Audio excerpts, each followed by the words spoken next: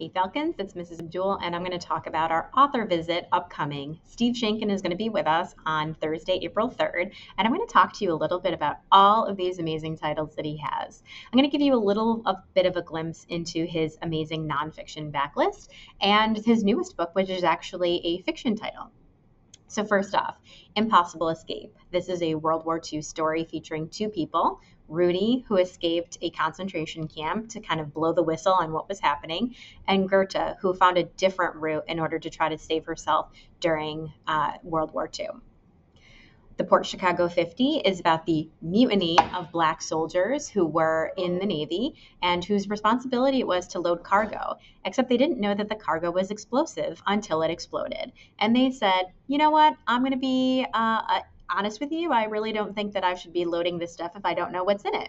And they wanted to prosecute these men for mutiny, for not following directions. And it became a court case that was followed by a lot of people, and you'll recognize names like Thurgood Marshall, who is part of that.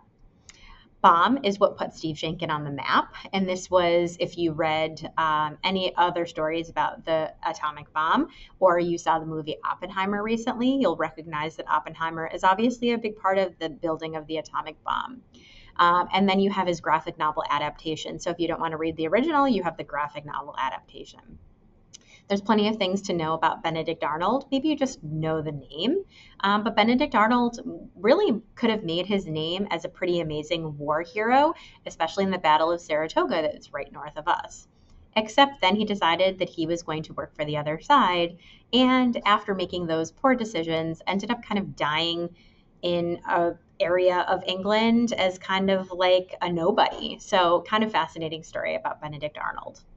A name you do know is Abraham Lincoln, one of the presidents of the United States, and the fact that his grave was supposedly going to be robbed by a group of guys who wanted to break their friend out of prison. And they thought that by stealing Lincoln's body and holding it for ransom, that their friend, who was in jail for counterfeiting, would be broken out of prison. So I don't know how that went. You should probably read the story to find out.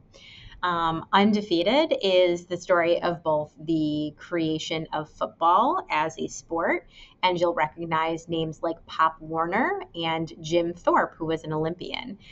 It balances the story of the Carlisle Indian School, which is a residential school for Indigenous people, and also kind of the treatment of them, especially when it came to playing football.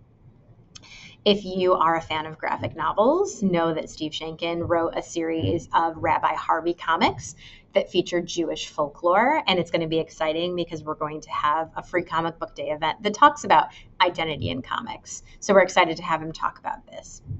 The Bletchley Riddle is his newest title, and this is a historical fiction story written also with Ruta Sepetys. And if you remember, Ruta was an author visit of ours several years ago.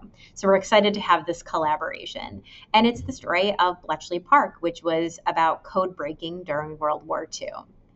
Then you have Born to Fly, back to some nonfiction, about the race of women in an air race in the 1920s and 30s. And I love this one because it's written in a second person point of view. If you don't know what that is, you should probably look that up. But it's a profile of a bunch of these women, and we think about how at the beginning of air travel and air exploration that it was really kind of a man's world, and people thought that women shouldn't be flying because if a guy dies, it's tragic, but if a woman dies, it's this catastrophic event, even though these women want to be in the air.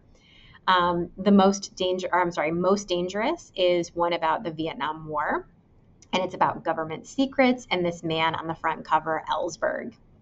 And then we have a couple fun other stories that if you're really interested in just having a little laugh, but also learning a little bit about history, Steve Sheinkin has the Time Twister series, which basically takes a person from history and turns them into another person from somewhere else in time and space and history.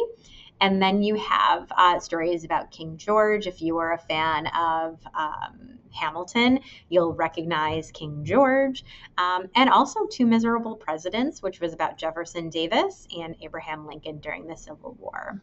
So you can see that Steve Sheinkin has an amazing list of books, and we are excited to have him here on April 3rd.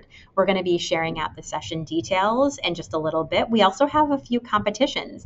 Do you want to have a little reading competition? Do you want to fill out a bingo board? These are all opportunities for you to participate in the events of the Albany High School Library. We look forward to having Steve Sheinkin come, and also to have you participate in the events.